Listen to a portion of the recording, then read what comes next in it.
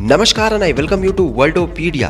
Japan the land of the rising sun, जिसको आप अक्सर उसकी बेहतरीन टेक्नोलॉजीज़ और उसकी बेहतरीन इंजीनियरिंग, उसकी एनिमेज, उसकी सॉफ्ट पावर और उसके जो कार्टून्स हैं उसकी वजह से जानते हैं। लेकिन क्या आपको पता है कि जापान वही देश है जिसने कभी चाइना और रशिया इनके नाक में दम कर दिया था? और आज ये जो चाइना और रशिया जापान को धमकी देते रहते हैं, एक समय ऐसा भी था जब इनके पैर थर थर काँपते थे जापान का नाम सुन के भी। जी हाँ, जापान वही देश है जिसने अमेरिका को एटम बम चलाने पे मजबूर कर दिया था और जिसने अमेरिका को नाको चने चबवा दिए थे ना। वो जापान आज अपने पुराने अंदाज में, पुराने रूप रंग में फिर से लौट रहा है ना। ये खबर आप सुन के चौंकेंगे कि जापानीज गवर्नमेंट ने जो लीथल वेपन्स है जैसे कि मिसाइल, फाइटर जेट एक्सपोर्ट, इनको करने के लिए एक अनुमति दे दी है ना। ये जो है अनुमति पहले नहीं थी, लेकिन अब ये कैसे इंडिया को और बाकी क्वाड कंट्रीज़ को हेल्प करेंगी, ये सब इस वीडियो में जानेंगे। लेकिन उससे पहले अगर आपने अभी तक हमारे चैनल को सब्सक्राइब नहीं किया है तो चैनल को सब्सक्राइब कर लें, बेल आइकन को प्रेस कर लें और वीडियो को लाइक करना ना भूलें ना। इंडिया और जापान के रिलेशंस को देखें तो काफ़ी अच्छा है।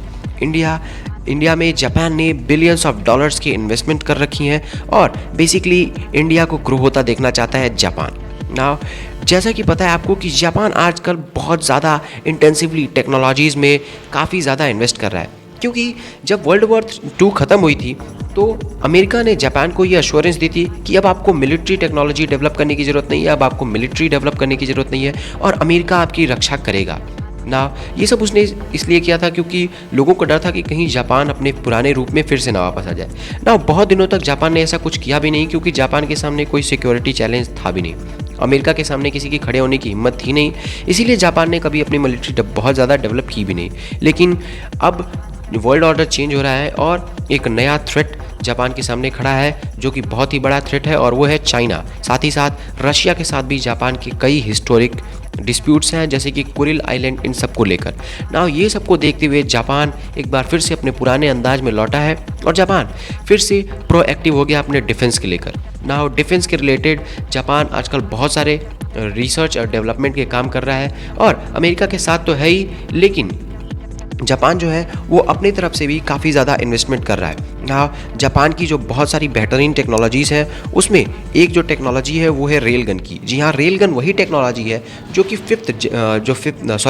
कि हाइपरसोनिक मिसाइल को भी रोक सकती है। और अगर पता हो कि हाइपरसोनिक मिसाइल चलने वाली हो कहाँ से है तो वो उसको भी वहीं पे डिस्ट्रॉय कर सकता है ना। ये काफ़ी अच्छी टेक्नोलॉजी जो इंडिया को फ्यूचर में मदद कर सकती है ना। जो सबसे बढ़िया टेक्नोलॉजी जापान इस वक्त अपने जो एक आइकॉनिक प्रोजेक्ट पे काम कर रहा है वो है जापान का 6th जनरेशन फाइटर जेट। जी हाँ, जापान इस वक्त एक 6th जनरेशन फाइटर जेट पे काम कर रहा है जिसका नाम मित्सुबिशी है, या फिर आप उसको FX के नाम से भी बुला सकते हैं। और जापान वो काम कर रहा है यूके की कंपनी के साथ मिलके ना। इस प्रोजेक्ट का कंप्लीट होने का जो डेडलाइन है वो जापान ने 2030 तक रखा है, क्योंकि उसके बाद जापान के जो पुराने प्लेन्स हैं उसको भी जापान को फेज़ आउट करना है ना। ये प्रोजेक्ट काफ़ी महंगा है और इसमें इंडिया एक चांस कर सकता है कि इंडिया भी इसमें इन्वेस्टमेंट करे, क्योंकि ये प्रोजेक्ट आइकॉनिक है। जापान F-22 और F-35 रैप्टर के मिक्सचर को मिला के उसमें और ज़्यादा टेक्नोलॉजी इन्हेंसमेंट करके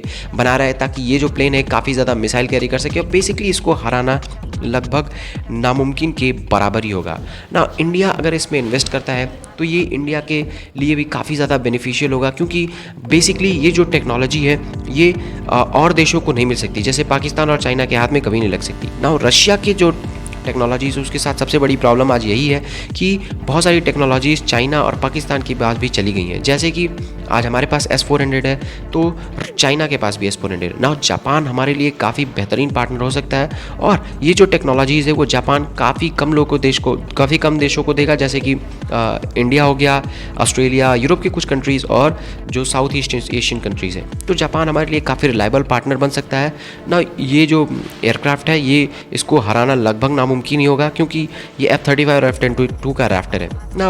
अब मैं आपको ओपिनियन जानना चाहता हूँ कि क्या आपको लगता है कि इंडिया को इसमें करना चाहिए इन्वेस्टमेंट, या फिर लगता है कि नहीं, इंडिया को मेक इन इंडिया के तहत ही काफ़ी अच्छा सॉल्यूशंस पे वर्क करना चाहिए ना। जो भी आपका ओपिनियन है कमेंट करके बताइएगा और ऐसी मजेदार वीडियोस के लिए हमारे चैनल को सब्सक्राइब करना मत भूलिएगा।